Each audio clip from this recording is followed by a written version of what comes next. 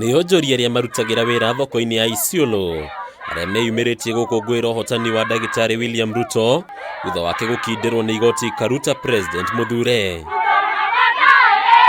Onjoria nĩ monanĩtie mwĩhoko mũnene ũrĩa marĩ naguo na thirikari ĩrĩa ĩkũmbwo nĩ Ruto, rĩu makiuga marĩ na matanya ma kũgunĩka makĩria. Tulifanya hiyo kazi na pia tulikuwa kwa maombi, kwa magoti pia tulikuwa tunang'ang'ana, tunaitana mbinguni na Mungu pia alituitika. Anaamini mambo ya bottom up na alipia tikiti nikiwa hapa, nitakapotua mama nikuwa tu mama mboga hivyo. Sasa siwezi hata kusahau wamama wa mboga, kila mtu wa chini kulingana na ile slogan yake ya bottom up. Oho nĩ maririkanĩtie Ruto igũrũ rĩgiĩ ciĩranĩro iria aheanire kũrĩ atumia, rĩu makiuga korwo no cihingio ta ũrĩa ciaheanĩtwo no iteithĩrĩrie kwagĩrithia mĩtũrĩre ya namba nene ya Kenya arĩa ni atumia. So sisi tukisema ya kwamba atashughulikia mambo ya mama mboga, tuko na hakika ya kwamba atashughulikia kwa vile alinitoa hapa. Hii ndio soko yangu and my colleagues. Naomba President, tafadhali kumbuka wamama wa Isiolo.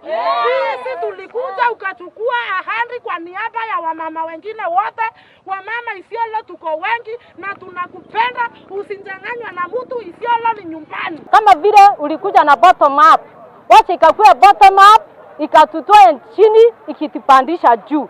Tunajua mahali tutaenda tukiwa na wewe. Onjoria aya no magathĩrĩirie itua rĩrĩa rĩrakinyanĩirio nĩ igoti Karu, makiuga kĩhoto nĩ kĩrakinyanĩirio ũrĩa kwagĩrĩire. Na tunashukuru kwa sababu ya Martha Koome, yale ambaye amefanya mchana wa leo. Mungu amesimama na yeye.